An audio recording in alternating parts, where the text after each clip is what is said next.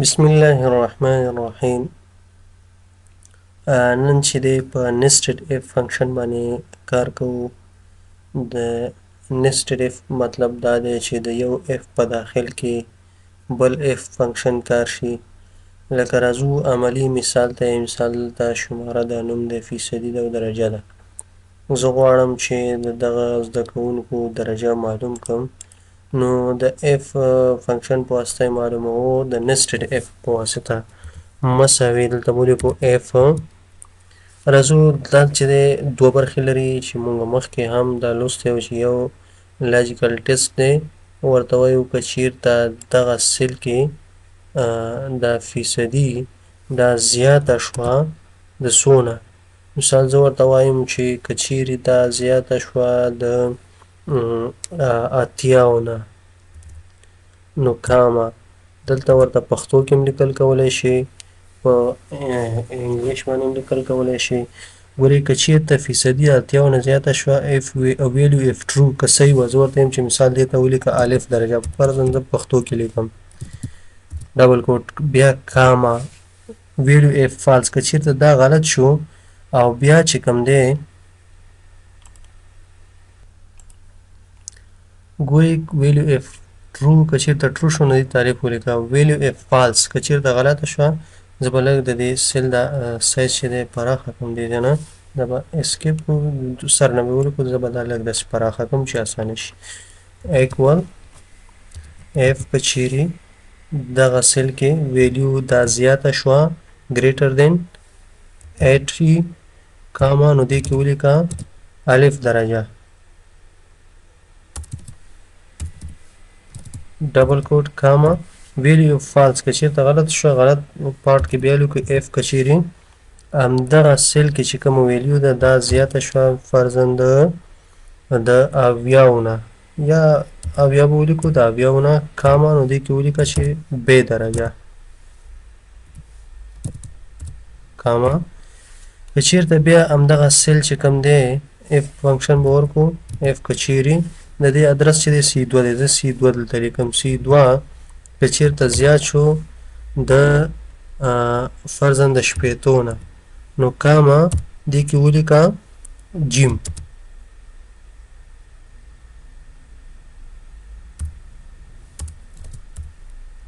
ډبل کوټ کاما بیا اف ورکوئ. اف که چیرې همدا C2 د سیل ادرس لیکو دا زیات شو یا مساوي شو د 50 سره، دلته مساوي هم ولګو، نو کاما دې کې ولیکه چې دال. او که چیرې دا یو هم صحیح نه شو ویلیو اف فالسه، نو بیا دې کې ولیکه چې هی پکې ولیکه ها ډبل کوټ ها ډبل کوټ انټر یې کړئ. ګورئ دا هر یو اوس دې کې دال ولیکه، دا به زه لږ داسې ورنږدې کړم بېرته، دا دال سره مساوي شو ځکه دا چې کوم دی 55 دلته ګوره که شرط ته راسم د هر یو شرط چې کوي، ګوره دا 55 چې دی د 50 نه زیات دی خو 80 نه کم دی، ځکه ورته دال ولیکه. دا فارموله به دلته کلیک کړو، داسې به ډریګ کړو په دې ټولو باندې. اوس به هر یو موږ ته جدا جدا وښیي چې کم الف کې راغی، کم ب کې، کم جیم کې. ګوره دا الف کې راغی موږ ورته د 80 نه زیات هغه الف لیکه. همدارنګه دا 25% کمه ده، دې ته هی ولیکه. همدارنګه 40 ته جیم. نو دې طریقې سره کولی شو چې موږ د څه نه استفاده وکړو، د nested if نه استفاده وکړو چې موږ څو ځله if فنکشن کار کړو. یو بل مثال ته راځو، همدارنګه شیټ 2 ته. بل مثال داسې دی، زه ورته وایم که چیرته موږ سره ډاکټر، انجینر، نو استاد، مامور هر یو راځي، هغه ته خپله تنخواه تیاره معلومه ورکوه. ګوره زه ورته داسې لیکم مساوي if که چیرې دغه سیل مساوي شو ډبل کوټ د ډاکټر سره، نو کاما که چیرې د ډاکټر سره مساوي شو نو دته مثال سیلري ورکړه 15000. بیا کاما if که چیرې همدغه C2 سیل دا مساوي شو مثال د انجینر سره،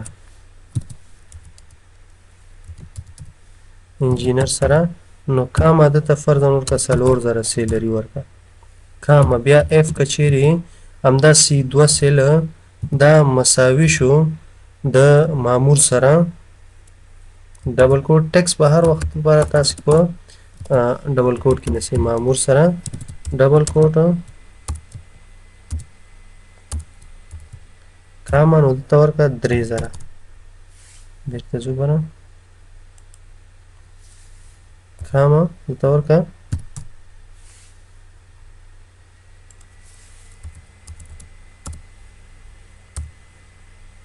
کاما 3000 دلته اف فنکشن خطا شوی ده اف کچیرې C2 مساوي شو د مساوي مو لیکلی صرف دلته لیکو چې 3000 کاما بیا اف کچیرې همدغه سیل مساوي شو C2 مساوي شو د استاد سره نو کاما دلته ورکړه فرض مثال 2000